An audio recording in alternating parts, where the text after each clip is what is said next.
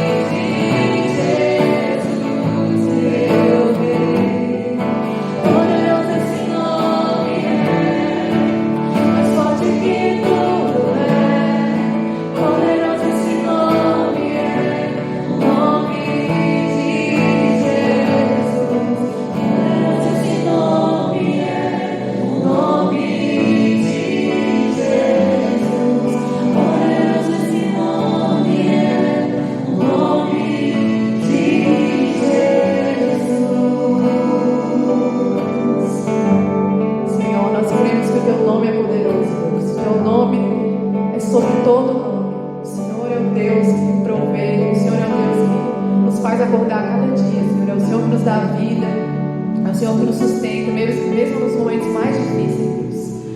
Obrigada porque o Senhor é Deus, o Senhor é Senhor sobre as nossas vidas. Te peço que fique conosco, Pai, nesse domingo, que fale conosco, que nos dê a palavra que precisamos, Deus. Em nome de Jesus.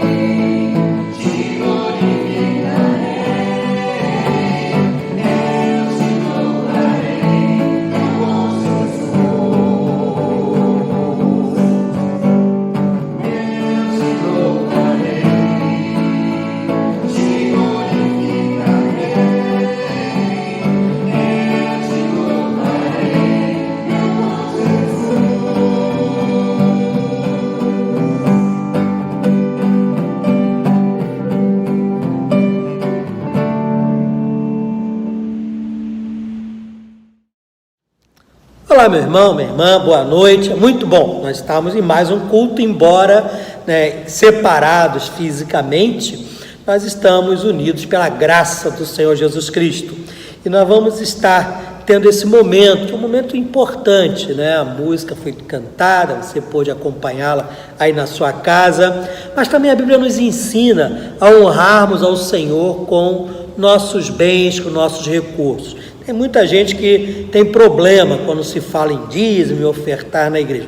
Normalmente quem tem problema são pessoas que não têm, por um lado, gratidão no coração e tem muita avareza no seu bolso, né? E são pessoas que para justificarem o não contribuir para o reino de Deus, para justificarem não dar ao Senhor algo como gratidão, que a Bíblia coloca, para não entregarem seu dízimo fielmente, acabam buscando mil e um adjetivos para justificar, ou situações para justificar essa sua atitude, esse seu comportamento. Mas deixa eu te dizer uma coisa, meu irmão, minha irmã: entrega de dízimos e ofertas, recursos financeiros, é bíblico, desde o Gênesis e vai até o Apocalipse. Por quê? Porque Deus ama quem dá com alegria e porque Deus ama aquele que tem no seu coração a generosidade, fidelidade e generosidade. E quando nós entregamos o nosso dízimo fielmente ao Senhor, o Senhor honra, não o dinheiro, mas honra a nossa atitude, o nosso coração, a nossa generosidade, a nossa fidelidade. Então, enquanto a música vai tocar, o grupo vai estar cantando, quero convidar você, aí na sua casa, a fazer uma transferência eletrônica. A nossa conta do Banco do Brasil está aparecendo aí. Tem também aquele QR Code que você pode aproximar o seu celular, e aí você pode fazer uma transferência bancária.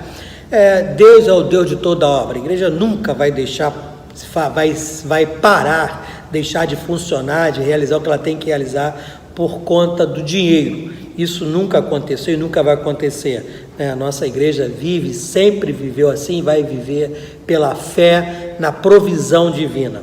Mas é importante que você participe, que você entenda que a contribuição é um privilégio, é uma oportunidade que Deus te dá para também ser participante economicamente da expansão do seu reino. Então, enquanto o grupo vai estar cantando, convido você a fazer essa transferência eletrônica para a Igreja Batista Creia, a sua igreja.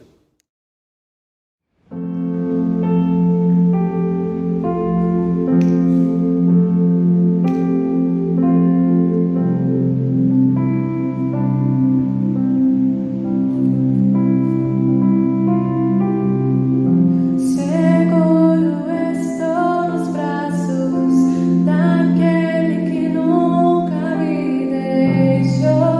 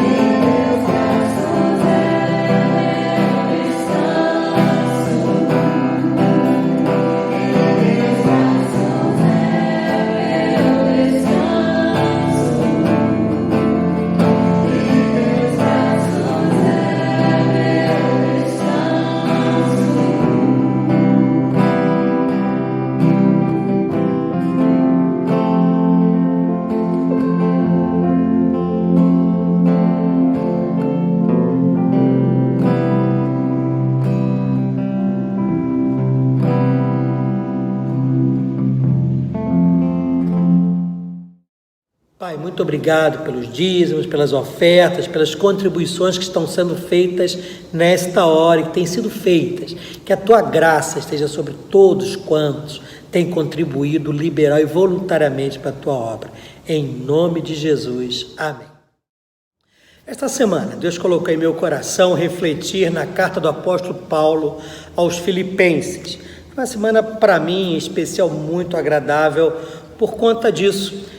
Eu li o apóstolo Paulo várias vezes, essa carta dele inúmeras vezes, mas essa semana parece que Deus colocou algumas coisas me fazendo focar em alguns aspectos que eu ainda não havia focado dessa carta.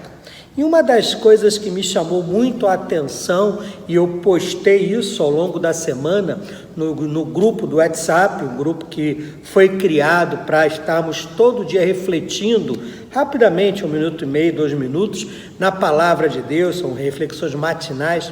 Aliás, abrindo um parêntese aqui, se você não faz parte desse grupo e quiser fazer, é muito simples, né? Tem um link, todos que entrarem, hoje estamos, se eu não me engano, com quase 60 pessoas participando dele, mas é um grupo aberto, se você não faz parte, quiser fazer, pode entrar, que todos os dias de manhã vamos estar ali. Eu tenho colocado mensagens, meditações, reflexões matinais, e tem sido bastante inspiradoras para mim e para algumas pessoas. Creio que todos que estão entrando estão se também inspirando na palavra de Deus. E se você quiser fazer parte então desse grupo, você pede para alguém que faça parte dele para te encaminhar o link, aí você pode entrar nesse grupo livremente, ou quiser mandar uma mensagem para mim pedindo o link, eu te encaminho esse link, tá? E você vai poder todo dia de manhã, de segunda a sexta-feira, acompanhar as reflexões que têm sido feitas. Aliás, nessa próxima semana, os pastores Marcos, o Schenck, o Felipe também estarão contribuindo, né, nessas reflexões matinais. Então, fechando parênteses, como eu dizia, essa semana Deus foi falando ao meu coração, através de Filipenses. E uma das coisas que eu li sob uma outra ótica no texto de Filipenses, é interessante quando o apóstolo Paulo fala àquela igreja que ele havia aprendido o segredo de viver feliz, de viver contente em toda e qualquer circunstância. Muito interessante isso. Paulo usa essa expressão, né? Existem várias versões. Aprendi a contentar-me com o que tenho, aprendi a ser feliz em qualquer circunstância. Mas a versão que eu li esta semana foi muito interessante para mim. Eu aprendi o segredo, isso diz capítulo 4, verso 11 de Filipenses. Eu aprendi o segredo para viver feliz ou contente em toda e qualquer situação, toda e qualquer circunstância. E aí eu comecei a estudar a respeito disso. Bom, qual é esse segredo do apóstolo Paulo? Que segredo ele traz ou ele tem para que possa viver feliz em toda e qualquer situação e circunstância? E olha que o apóstolo Paulo passou por várias situações complicadas na sua vida desde que ele se converteu.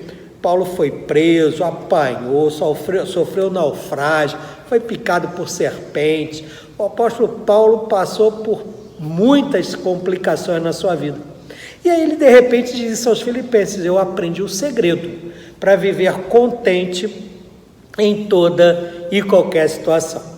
Aí eu comecei a orar e procurar na Bíblia qual era esse segredo. Primeiro na própria carta do apóstolo aos Filipenses. E ali ele apresenta, assim, algumas coisas que eu fui percebendo que foram para ele importantes e que, não, sem dúvida nenhuma, tem a ver com esse segredo para viver feliz em toda e qualquer situação. E aí eu fui apontando e fui buscando mais ao longo da semana, na palavra de Deus, informações sobre esse segredo. Que segredo é esse que o apóstolo Paulo fala, né? E aí eu descobri, através da palavra de Deus, coisas muito óbvias que você certamente sabe, e eu também ao longo dos anos. Mas uma coisa é saber, outra é você parar para refletir naquilo. Puxa, não é que é verdade, né? E aí eu consegui selecionar cinco situações ou 5 coisas práticas, digamos assim, que a Bíblia nos ensina que nós podemos fazer e devemos fazer a fim de conseguirmos viver felizes, né? Viver bem, contente, em toda e qualquer situação, em toda e qualquer circunstância. Isso é muito interessante. E aí eu queria nessa noite contigo, juntos, né, irmos caminhando através da palavra de Deus para descobrirmos essas verdades aí, aqui, essas 5 coisas. Mas primeiro, antes de apresentar essas 5 coisas que a Bíblia nos ensina, eu gostaria também de primeiro falar o óbvio, 2 coisas importantes, porque é muito óbvio, é bastante importante, né, você se lembrar ou saber que os nossos pensamentos influenciam nossos sentimentos, influenciam nossas ações, nossas emoções e nossas decisões. Isso é muito óbvio, mas é bom parar para a gente refletir nisso, né? O nosso pensamento, a nossa mente, os nossos pensamentos influenciam as nossas reações, as nossas emoções, nossos sentimentos e tudo mais.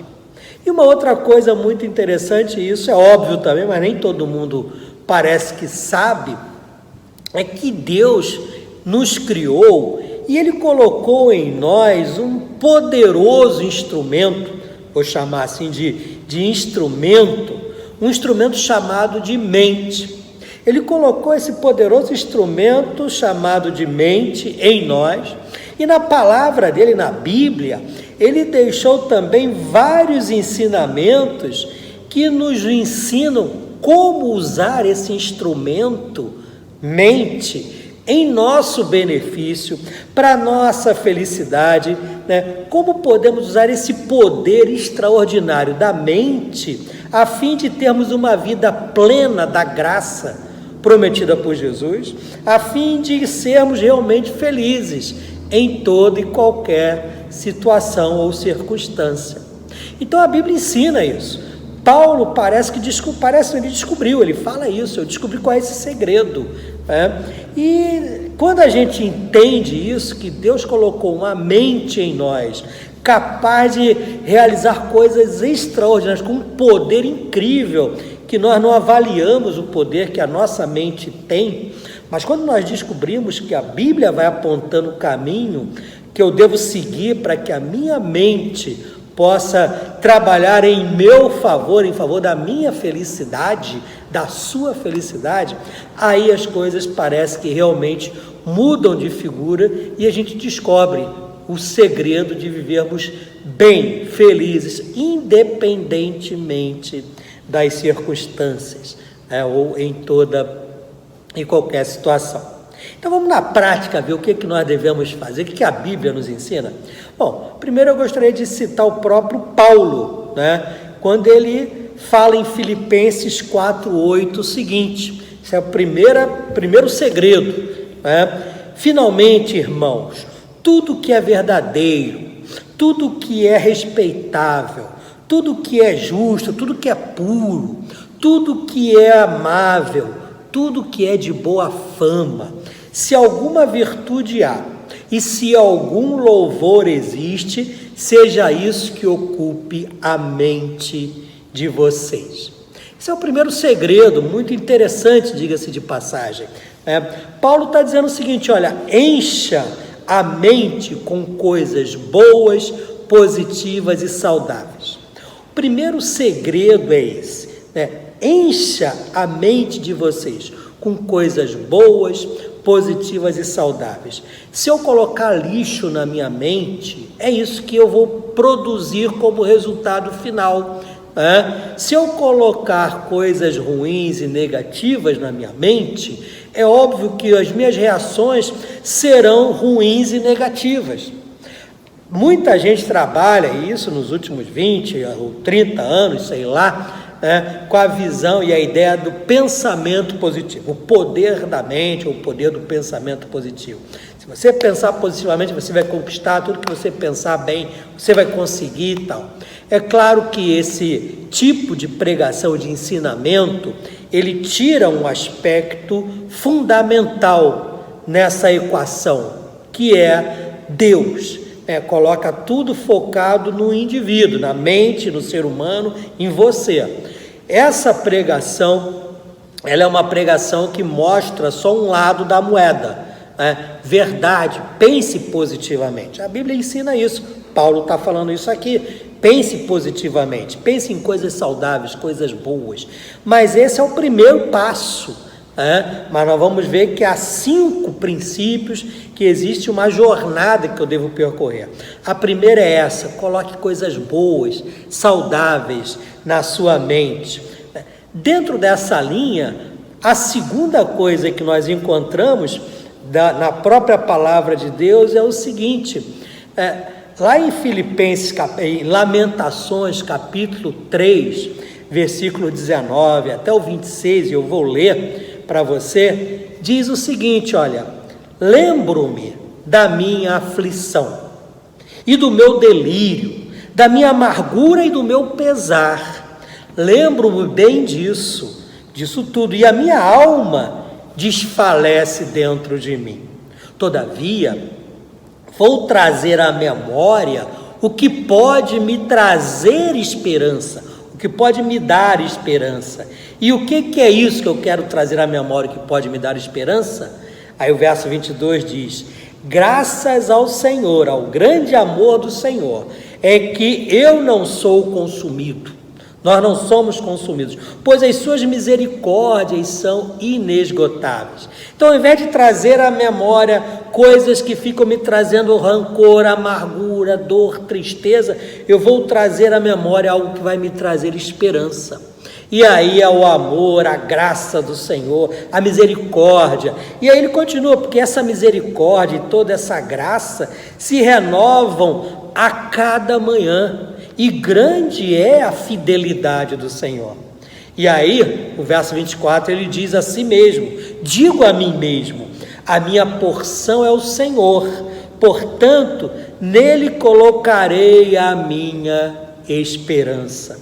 O Senhor é bom para com aqueles que esperam, aqueles que se fiam, que o buscam. É bom esperar tranquilo pela salvação do Senhor. Interessante isso. Segunda coisa, dentro ainda dessa linha, coloca tudo que é bom, justo, verdadeiro na sua mente. Esse é o primeiro caminho desse segredo para viver bem em toda e qualquer situação. Não permita que a sua dor, que a sua angústia, que a sua frustração, que a sua ira assumam o controle sobre a sua mente. Vou repetir: não permita que a angústia, que a sua dor, que a sua tristeza, que as suas mágoas, que os seus rancores, não permitam que as suas frustrações, não permitam que a sua dor assumam controle sobre a sua mente. Você pode pensar em dor física, inclusive, ou até dor espiritual, dor emocional, dor da alma. Lá Jeremias fala em Lamentações sobre essa dor, a dor da alma. Aí ele diz ali: eu lembro da minha aflição, eu penso no meu delírio, na minha amargura, no meu pesar. Essas coisas estão na minha mente. Lembrando disso, dessas coisas todas, a minha alma desfalece dentro de mim, eu morro, a angústia. Então, essas coisas, quando começam a tomar conta da tua mente, da minha mente, certamente ela traz angústia, ela traz morte, ela não traz vida. Aí ele diz aqui: mas agora eu vou trazer à memória o que pode me dar esperança. E aí começa a trazer à memória coisas boas, Deus, a graça de Deus, o amor de Deus, a esperança de que Deus vai resolver o seu problema. Como você lida com a sua mente, com as coisas que você escolhe colocar dentro dela, é fundamental justamente para que você tenha felicidade, alegria, paz em toda e qualquer circunstância. Então o que Jeremias está colocando é isso, Quando eu trago à memória as coisas ruins e amarguras e fico permitindo que elas controlem a minha mente, o resultado vai ser muito ruim, o resultado não vai ser nada positivo, obviamente. Mas quando na minha mente eu trago à memória a graça, o amor de Deus, aquilo que Paulo citou lá em Filipenses 4:8, tudo que é bom, agradável, isso ocupa a minha mente, as coisas realmente são diferentes, muito diferentes na minha vida, na graça e na paz que eu tenho dentro de mim. Eu lembro que em 2015 sofri um acidente automobilístico. O caminhão veio e bateu na traseira da caminhonete que eu estava dirigindo. Muitos irmãos sabem disso. E ele me tirou da estrada, eu estava na BR-116, vindo do funeral da minha cunhada, né, no Rio de Janeiro, para Florianópolis, e estávamos eu, o Robson, do meu lado, meu filho mais velho, e o Renan dormindo atrás, né, no banco de trás. E de uma hora para outra eu me vi no meio do mato, o caminhão bateu na minha traseira, eu nem lembro como foi o acidente, eu sei que de repente eu estava no meio do mato lá e tal, cortando aquela mata, e lá no final o carro parou, bateu lá em um monte de árvores e ficou lá todo arrebentado, e eu quebrei a coluna em 3 lugares ali naquela ocasião, naquele acidente. E depois que eu fui colocado, chegou o resgate, me colocaram na maca e eu fui levado para o hospital. E ali no hospital, ficava numa maca lá, hoje falam que não tem leito por conta do Covid-19, é bem verdade isso, mas não é só por conta do Covid-19 não. Naquela época, 2015, não tinha Covid, eu não tinha leito para mim, eu fiquei num corredor, numa maca, com com fratura em 3 lugares da minha coluna, uma dor insuportável, fiquei o dia inteiro ali, né? Uma dor insuportável. E aí eu lembro que veio à minha mente aquele texto de Paulo em Filipenses 4:8, tudo que é bom, ocupe a sua mente. Aí eu comecei a repetir para mim o seguinte: a minha mente controla o meu corpo, a minha mente controla, e falei isso para mim, ficava repetindo isso o tempo todo. Vim de Curitiba para cá numa ambulância, né, para aqui, depois eu fui fazer a cirurgia, mas no caminho, sem anestesia, sem nada, uma dor insuportável, e o que eu consegui para não entrar em pânico, em desespero, foi ficar repetindo isso o tempo todo, colocar na minha mente que a minha mente controlava o meu corpo. Por quê? Para não deixar que a minha dor, aquela dor insuportável física, controlasse a minha mente, e eu ia entrar em pânico, e aí eu nem sei o que poderia acontecer, estava já ruim demais aquela dor, então não precisava de uma segunda dor na minha mente. E eu lembro que eu fui fazendo isso e, te confesso, funcionou, viu? Foi algo assim muito interessante, uma experiência interessante. Mas por quê? Porque a mente, ela pode nos levar a várias direções. A dor que nós sofremos, se ela tomar conta da nossa mente, da sua mente, ela pode te levar a tomar decisões absurdas. Você já viu pessoas com dor de dente? Você já teve dor de dente? Essa semana tive com uma pessoa, ajudei, levei, né, no domingo passado, inclusive, né, para ir pegar num dentista, porque essa pessoa estava com, né, a boca toda inchada, muita dor. E, né, ele estava me dizendo que de madrugada ele saiu bem louco pelo bairro aqui, né, dando cabeçada de tudo quanto é lugar, desesperado, sabendo o que fazer, porque não conseguia dormir, e a dor era tão grande. Com dor de dente, pessoas fazem loucura, fazem qualquer coisa, né, e às vezes até piora a situação. E não é só dor de dente, a dor pode levar a nossa mente a fazer coisas absurdas, seja a dor física ou, pior ainda, a dor emocional, a dor da alma, a dor dos sentimentos. Então não permita que a tua dor controle a sua cabeça, não permita que a tua dor controle a sua mente. Aí, a terceira coisa que nós encontramos na Bíblia é justamente o que Paulo diz aos Coríntios. Lá em 2 Coríntios 10:5, Paulo diz o seguinte: levamos cativo todo pensamento para torná-lo obediente a Cristo. 2 Coríntios 10:5. Levamos cativo todo pensamento, a nossa mente, para torná-lo obediente a Cristo. Então a terceira coisa é isso: leve a tua mente cativa até Cristo. É interessante isso que Paulo diz, né? Porque o cativo é prisioneiro. Então, ou a minha mente vai ser prisioneira da minha dor, vai ser prisioneira dos meus problemas, das minhas angústias, das minhas frustrações, a minha mente vai ser prisioneira dos meus sentimentos ruins, ou eu vou pegar a minha mente e eu vou tomar conta dela, eu vou aprisioná-la, eu vou tomar controle sobre ela e eu vou levá-la cativa até Cristo. Coisa extraordinária é isso. Por quê? Porque o cativo é prisioneiro, né? O cativo não tem domínio, ele não exerce controle, ele é controlado, ele é dominado. Então a nossa mente tem que ser controlada, não pela nossa dor, pelo nosso sofrimento, mas ela tem que ser controlada por Cristo, ou nós levando a nossa mente até Cristo. Percebe que coisa interessante? É eu não perder o controle. Quando Jesus Cristo diz assim, olha, se te baterem numa face, tu oferece a outra, Jesus está ensinando esse princípio.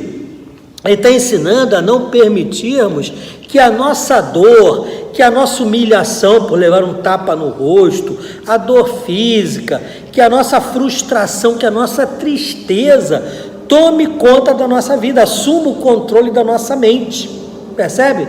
Quando Jesus diz dá outra face, ele está falando, deixa de lado tua dor, teu sofrimento, assuma o controle você da sua mente, não deixa que a situação que você está vivendo ali te leve a fazer coisas erradas, e aí você assume o controle da sua mente e oferece outra face. Coisa extraordinária é isso, é você tendo controle sobre a sua mente. Isso não é o valor do pensamento positivo, independentemente de Deus, percebe? É justamente o contrário, é a mente dominada por Cristo. Paulo fala sobre isso. Nós temos a mente de Cristo, nós temos a mente de Cristo. Ora, ter a mente de Cristo é justamente você pegar a tua mente, você controlá-la, você não permitir que dor, sofrimento, tudo, né, que pode te derrubar, controle a sua mente, aí você, como diz aqui o texto, leva ela cativa, dominada por você até Cristo. E aí Cristo vai trabalhar a graça, o amor, o perdão, vai liberar tudo isso. Uma outra e quarta, penúltima situação que eu gostaria de destacar, interessante, né? Falamos que eram 5. A quarta é, faça com que sua mente cultue a Deus. Lá em Romanos 12, diz assim no primeiro e no segundo versículos, portanto, irmãos, pelas misericórdias de Deus, eu peço que ofereça o seu corpo como sacrifício vivo, santo e agradável a Deus. Este é o culto racional de vocês. E não vivam conforme os padrões deste mundo, mas deixem que Deus os transforme pela renovação da sua mente, para que possa experimentar a boa, agradável e perfeita vontade de Deus. Ah, que coisa interessante, né? Pela misericórdia de Deus eu peço, diz Paulo ali, ofereça-se em sacrifício vivo, santo. E que sacrifício é esse? É o seu culto racional. Ou seja, faça com que a tua mente cultue a Deus. Culto racional não é ir a uma reunião semanal em um lugar que chamamos de templo ou de igreja erroneamente, né? E ali nós vamos cantar hinos, vamos ouvir uma pregação. Culto não é isso. Culto é vida. Quando ele fala aqui em culto racional, ele não está dizendo para você sentar ali no auditório e racionalmente ouvir a palavra. Isso também faz parte ali, ouvir racionalmente, como você está fazendo agora. Mas, na verdade, o culto racional é que a tua mente, a tua razão, cultue a Deus.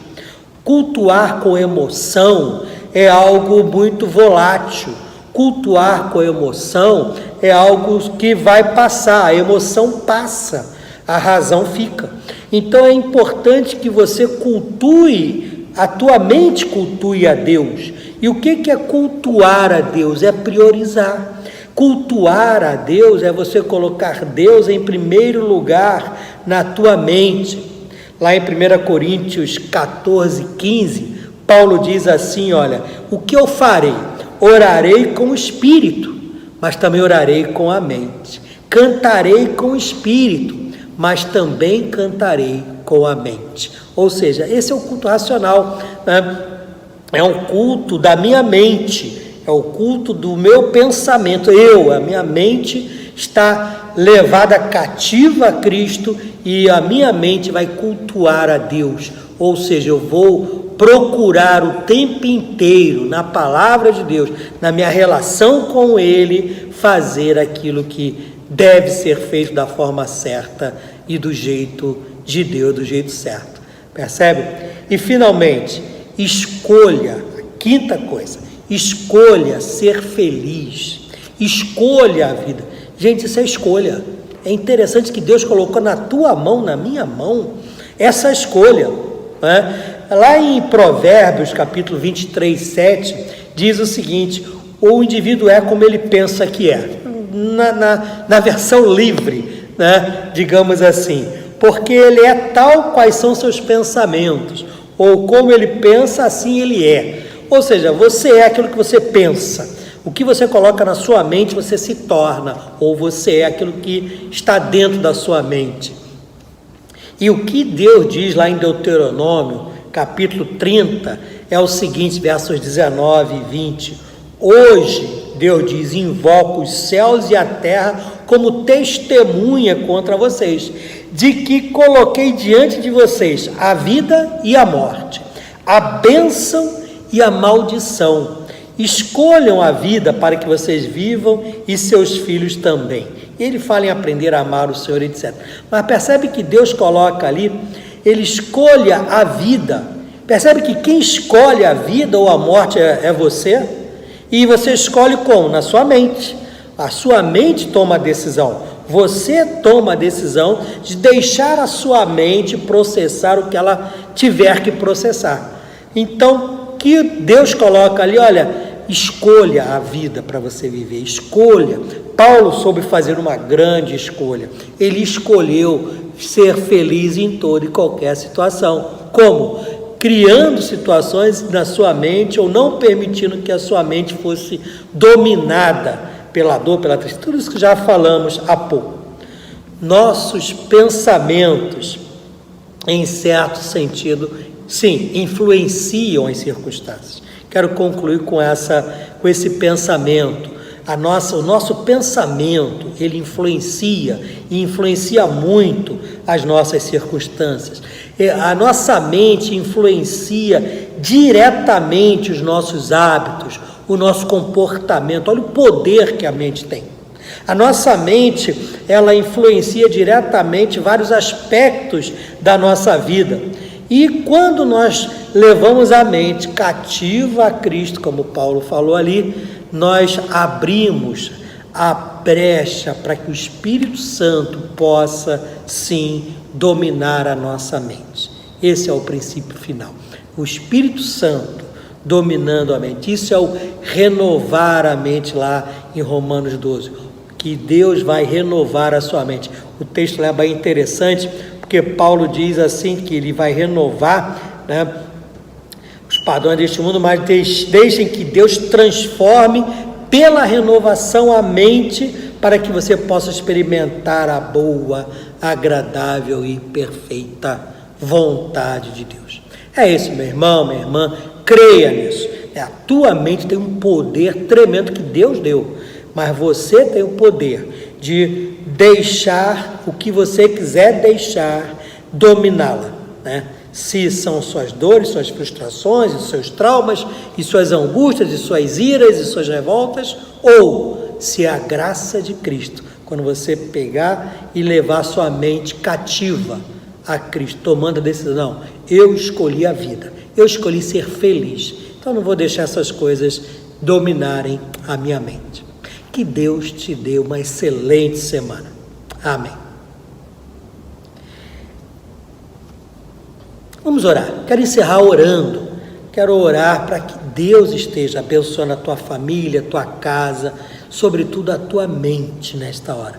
Pai, muito obrigado pelas pessoas que estão conosco nesta noite, todos que estão ouvindo e outros que ouvirão esta mensagem, Senhor, da Tua Palavra. Deus amado, em nome de Jesus, que a minha mente, que a Tua mente, que a mente de cada pessoa que está nos ouvindo seja, sim, aprisionada e levada a Ti, ó Deus, por nós mesmos, para que a Tua graça possa estar dia a dia renovando a nossa mente e dando-nos a Tua direção. Em nome de Jesus. Amém.